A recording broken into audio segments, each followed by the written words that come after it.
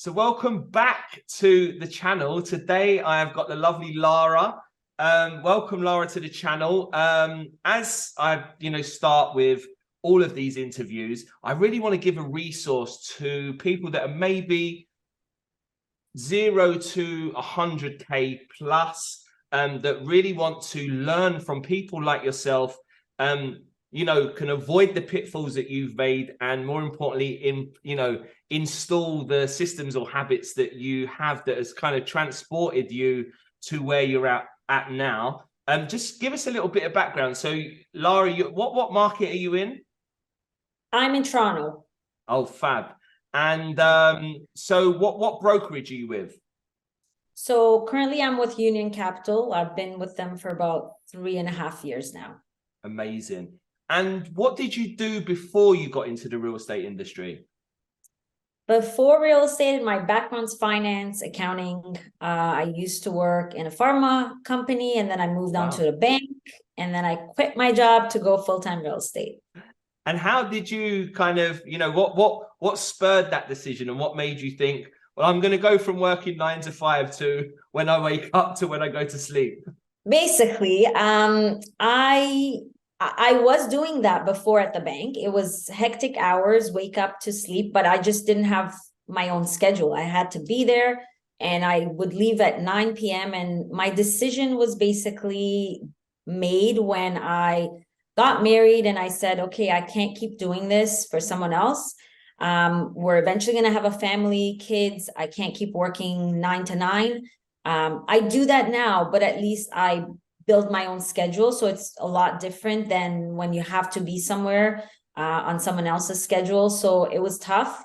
And I figured, one day when we have kids, I just want to have flexibility with them. And I want to spend more time with them. I saw other people in the industry working like crazy and juggling family and work and everything. I didn't want to be that person. So I had to make a switch before even thinking about having kids. So that was kind of my trigger point. Wow. And why real estate out of all of the kind of, entrepreneurial, and that's the great thing about kind of real estate, is that you are responsible for your own business and you get paid on your own output. But yeah, why real estate of all of the things, and kind of what led you into that decision of like, I guess the schedule is one, and you've already kind of touched on that, but why real estate? So I had my license at that point, but I wasn't really, like when I was at the bank, I wasn't really considering it as a full-time thing. It just was a part-time, extra money, extra income, on the side. And then because it was there, I was like, you know what? And things were happening. I was making good money doing it as a side hustle. And I said, let me jump into it full time. It was the easy thing at that point to just transform or, just take on and go. And I was like, let me just give it a try. I gave myself 1 year. I said, if it doesn't work out, I'll probably go back to the corporate world or something, And I had my husband supporting me on the side. So he's like, just go for it. Give yourself a year and see how it works. And, I haven't even looked back since. Amazing. Cool. And so how long have you been in the industry in total? 8 years now. Oh, wow. So you've seen lots of different markets and different cycles, and wow. I have. Cool. And so I guess the schedule is one of them, but what do you like most about being in the real estate industry?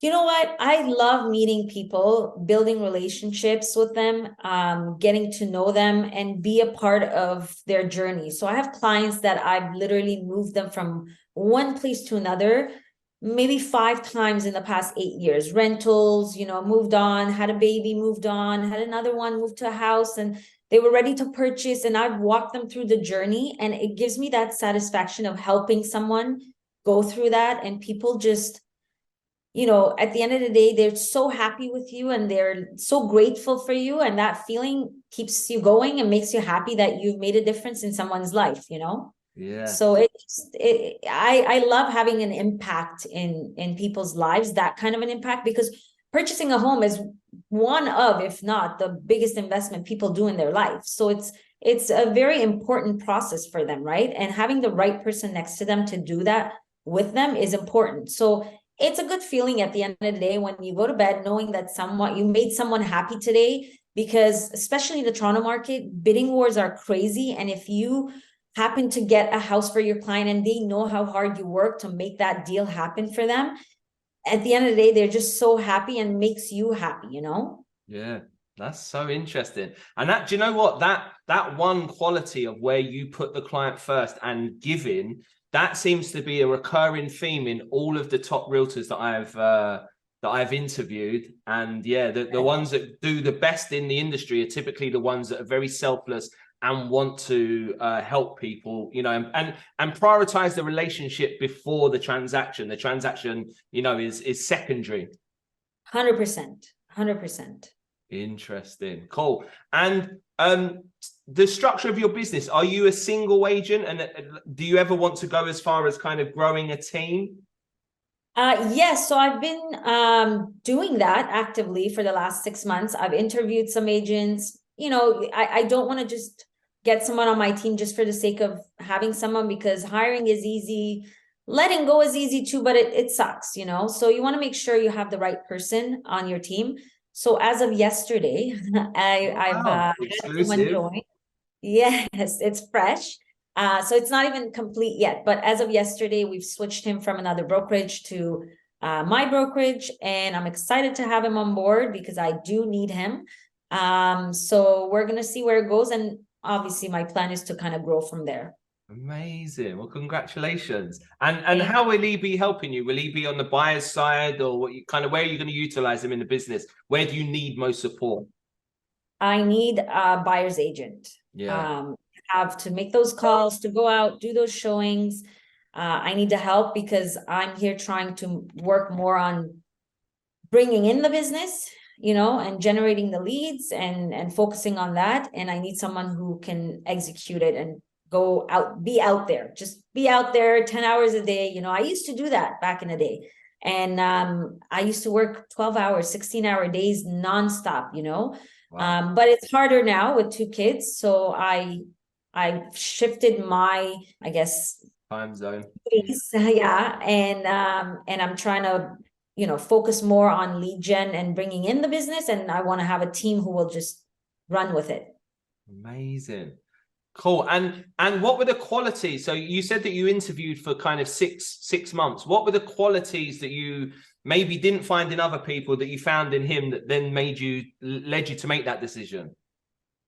One big thing that struck out, because a lot of agents they get stuck on the little things, you know, like little fees for brokerages, let's say, and they don't look at the bigger picture. And they're like, well, yeah, I'm gonna have to pay, let's say, $500 a month.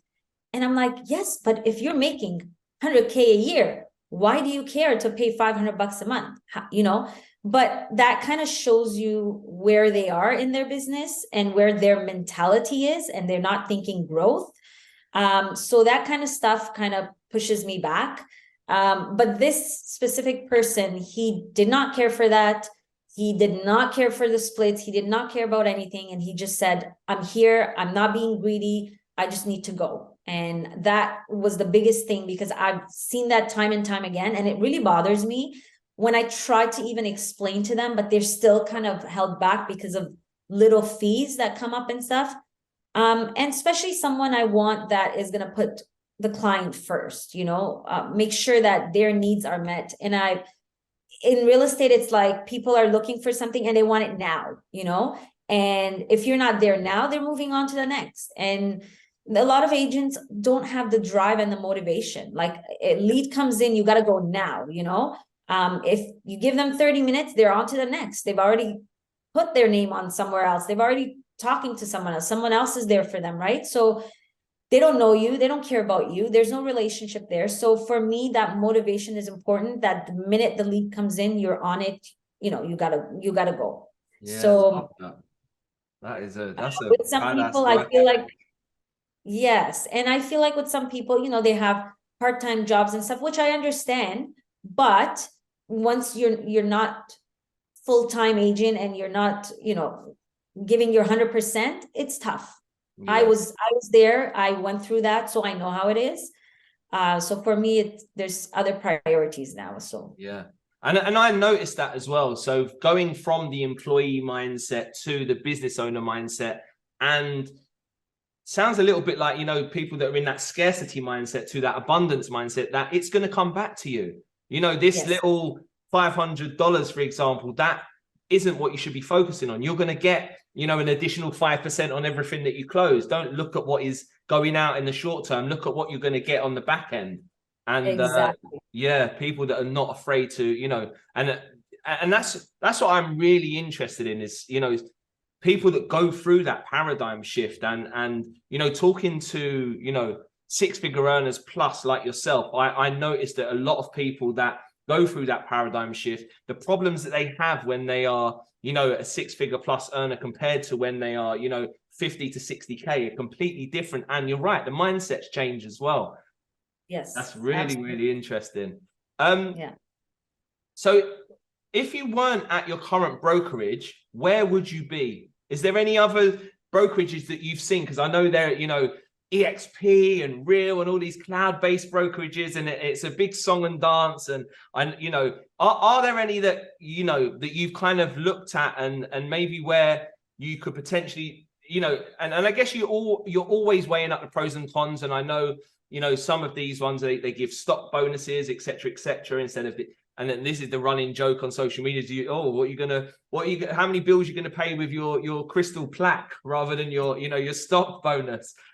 So, you know, and I know just that the industry is changing so much, you know, and you know, how do you feel about kind of cloud-based brokerages, and would you ever kind of see yourself moving in that direction? Honestly, probably not. If I weren't at my brokerage, which I love my brokerage, and I've been with them since before the broker record and his partner, since before they even opened up the brokerage. I was part of their team before in another brokerage, and they opened up their own, so I moved with them, and I have the support probably 24 hours a day with them.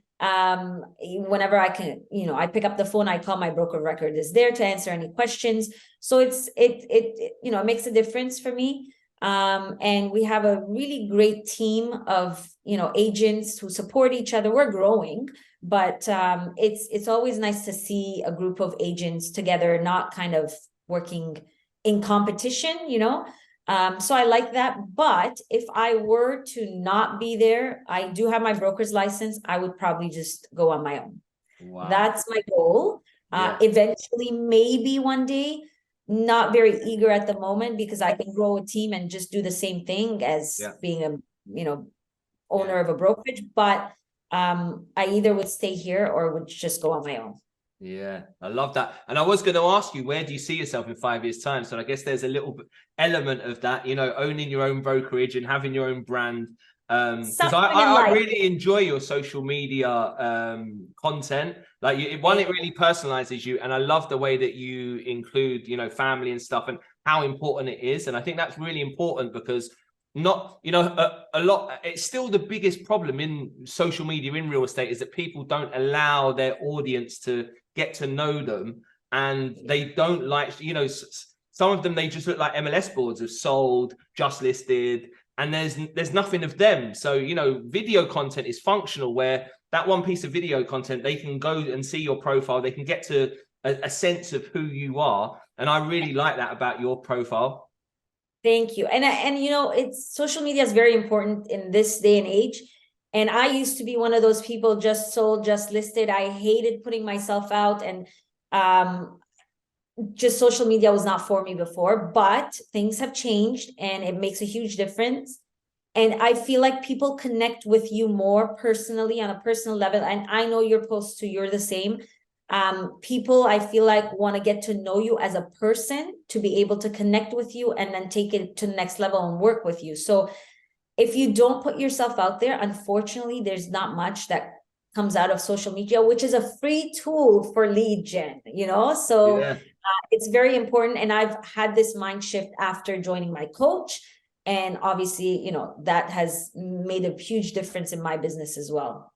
Interesting. Yeah. And yeah, talk to me a little bit about coaching, because I know you've worked with a few different coaches. And I'm somebody that as soon as I finish coaching with some, one person, I then look, right, where can I strengthen my business? How can I, fast track my way to, like, who solved that problem of this kind of problem that I'm solving right now? Yeah. How has coaching figured in your business? Obviously, you've just said about introducing social media, which sounds like it's been very beneficial. But what else have you what coaching have you done, and how has it impacted your business? So, I've done a few, some like short-term 8-week coaching. The one I have now is kind of an ongoing coaching. And it helps you because the one I'm in right now, there's a group of agents from all over North America. And you kind of learn a lot. There's mastermind classes every week that you can join. So they kind of, like you said, fast track you to tell you the do's and don'ts, so you don't have to do it yourself and take a year to figure things out. You can figure it out in a week, from others' mistakes that people have done, and so on. So it's helped me a lot to learn in such a short period of time, like a lot. And things that I'm not good at, they do it for me, which takes things off my plate, instead of me sitting there and being like, how do I set up this ad, and how do I, how does this work? And I don't want to know those things. I don't care to know. I want to be out there. I want to meet the client. I want to make the sale. I want to bring in the leads and train my team eventually to do that, right? I don't want to be the one setting up how to get the leads and stuff, which helps a lot with having my coach there. And the mastermind classes are amazing. You learn so much from these agents. There's not enough I can say, to be honest, because a lot of people feel like, it's a lot of money. And when I told my husband first, I was like, yeah, I'm spending this. He didn't know for the first couple of months. He's like, so how much are you spending on this, coach? And I was like, yeah, it's expensive. It's not cheap. It's not cheap, And he was like, how much? And he's like, that's more than our mortgage payment. I was like, I know, but I've already done 2 deals when I was with them for running my ads for like 6 months and do the coaching and everything, and shifted my mentality and my social media and everything. I already got 2 clients who paid for the year of coaching. So really, again, it comes down to people and their mentality and how they think about things, and say, okay, well, if I'm spending 40, 50K on coaching and I'm closing 2 deals in 2 months, I have another 10 months to make up for, the profit. So why does that matter? In short term, yes, it looks a lot. But in the long term, you're gaining so much knowledge. And I even if I leave this program, I can still be a part of their community. So they're not just, like you said, transaction based. It's like, you still have the help, not to the extent that you do while you're with them, but you still talk to these people. So it's amazing, this stuff. And sometimes I don't participate. There's so much going on in the back end and people talking, and you just, at night when I'm in bed and I go through all the threads and I read, you learn so much and you apply that to your business. And I love how open people are in these groups, because I just feel like sometimes real estate agents are very close and me, I don't want to share my secrets, kind of a thing. But there's enough for everybody out there, and learning from each other only makes us better, So I honestly, anyone who's looking for coaching, I would highly recommend. There's many out there, everyone has to find their, specific coach that works for them. And I've talked to other realtors that work with different coaches that hasn't worked out for me, but works out for them. Everybody to each their own, but it's definitely something that helps with your business. Amazing. Yeah, it's that collaboration over competition. And when, it's like all ships rise with the tide. And yeah, because I noticed that. So I remember one of my very first marketing groups that I was in, and everybody was in competition with each other. It's like, and they didn't want to share like what was working with that niche. But when you get to a higher level and people have that abundance mindset, and again, it's going through that shift of, everyone's 6 figures plus, therefore they know that, you're not stepping on anyone's toes. The industry is so vast, both real estate and marketing. And yeah, it's just knowing that abundance is there. And you know, and what I've always found is by making investments regularly into my business, whilst I may not get an ROI immediately, I always do at some point. So you either win or you learn, but also almost by that intent of investing in my business, that then opens up other doors that may, and because you're continually moving forward and you're continually putting that energy into growing, that other things start to happen. It's just like 100%. that. Yeah, it's like Yeah. that whole ecosystem. When you start moving in a certain direction, you're doing the affirmations, you're doing the visualizations, then you're investing, you're putting the money where your mouth is, and then then things start to grow because you're just moving in that direction. 100%. And I feel like, I was one of those people that I was like, what? I'm going to spend this much money on coaching. I'm going to spend this much money on lead gen. And you're kind of held back, but that's just only going to hold you back and not move you forward. So it's been a couple of years that I've started to invest more and more every year in my business, and I don't care, and sometimes it takes a little more time to, get you the result that you want, but you have to be consistent. You cannot just do it for a month and then stop for 6. And so I've just been consistent for the last year and a half now, I would say. Before that, it was on off, but for the last year and a half, I've just been literally consistently, investing in my business, and I've already seen the results. Amazing. And now as your husband going, okay, you were right. Basically. Now he trusts you a little bit more. That's amazing. Exactly.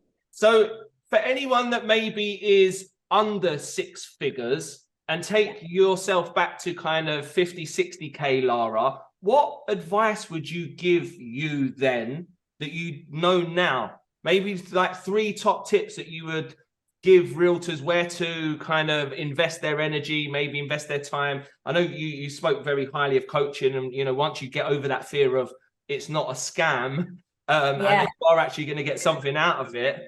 I would say the biggest thing, to be honest, is social media. The 50, 60K Lara didn't really want to put herself out there and, be on social media and everything. That's a major thing that people should really look into. And it's a free tool, like I said, and that's number 1. Number 2, invest in lead gens, but in a sense that, like I said, be consistent, stick to something and just go with it, and make sure you pick the right people to do this for you. And I've done tons of them, and tons of them. And I'm obviously with you and I've committed to you, and it's been great. And I'm thankful for it. But people just, I feel like they jump into something because someone else says, oh, I'm trying this out. And then I did that. The 50, 60K Lara did that. And I didn't do the right things, and choose the right people to do it for me. And it kind of puts you in a bigger hole, which makes you scared to do something better in the future. When you meet the right people, you're like, well, I did this. And when we had the conversation, I told you I was a bit skeptical too. But I feel like if you do your research enough and talk to enough people, you can go on the right track. So that's, 2 of the biggest tips. And especially, I can't say enough, whatever you are doing for me, it comes back to social media, because those people are, coming back to my social and seeing me and putting, a face to the name. So I feel like the 50, 60K people, to be honest, I've interviewed them. They either don't want to put themselves out there and they think people are just going to come to them, or they just don't know what to do and where to start, which is fine. And the third biggest thing I would say, join a team. If you're at the 50, 60 and you don't know where to go, join a team who's going to show you that social media aspect and teach you the right things, fast track, like you said, who's already investing in these, lead gens that you probably don't have the money right now to do and don't know where to start and who's the right person to do it with. Join a team who's going to do that for you. And honestly, it'll take you to places you've never seen before. And I feel like some people, again, it comes to, well, if I can make 100% of my commission, why would I join a team and give them certain percentage of my commission? It's not like that. If you're making 60K alone, getting 100% of your commission, you can make 160K even after giving away some commission. So that's my top three, is like probably number one, join a team if you're at that point and you're not, if year two comes along and you're not going further from the 50, 60, I think it's time you reconsider and join a team. Be active on social media and find the right partners to partner with who will help you grow your business. Yeah, that is so important, isn't it? Yeah, and that's what a lot of people say about growing a team, or joining a team rather, is that then it puts you in that environment with people that are already doing it. And then you get to learn what they know, because the habits are there. You can see when they're making their calls. You can see if they're going door knocking, and a lot of people say to focus, on having as many real estate conversations as possible, and focusing 85% of your time on, being open to working with new clients, and then the other 15% actually serving those clients. Exactly. Amazing. Cool. So we're going to wind down with a quick fire round. What is the biggest deal you've ever done? 6.4 mil. Oh, wow. That is amazing. And what did you spend your first commission check that you were actually able to splurge on you with? Probably getting myself a new car. Love that. What car did you get? I got the GLE. GLE. I love that. Oh, cool. The best coach you've ever worked with? Currently, TLL, the listings lab. Jess, she's amazing. Amazing. Tom Ferry or Mike Ferry? Tom Ferry. Best real estate event or conference you've been to? I haven't been to one in a while, so I can't tell you the best. That's okay. TikTok or Reels? Reels. Facebook or Instagram? Instagram. EXP or Reel? EXP. Looks or personality? Personality. New York or LA? LA. Gary V or Grant Cardone? Gary V. 5 account. Well, let's not do 5. 5 is normally too much. We normally stall at 3. 3 accounts on Instagram you recommend everyone goes and follows? Oh man. Tat Londono. I follow her religiously. She's amazing. And she's one of the ones that I've done coaching with as well. So Tat, 3. Real estate? No, it doesn't have to be real estate. I love Broke Agent. I really find Broke Agent is amazing. Yes, absolutely. Top. I laugh at their posts. Number 3. I don't have anyone like I follow except for those 2. Yes, I follow them religiously, but I think those are my top 2, like real estate ones. I love it. Thank you so much, Lara. You've been a great guest. And where do you see yourself in 5 years' time? So we spoke a little bit, tinkering with the idea of opening your own brokerage. Where do you see yourself in 5 years' time? I think in 5 years, I'm still kind of at the same brokerage right now. But growing my team to probably 10 to 15 people, having a solid team that I'm happy with and everyone's happy with me and working together. I think that's where I see myself in 5 years.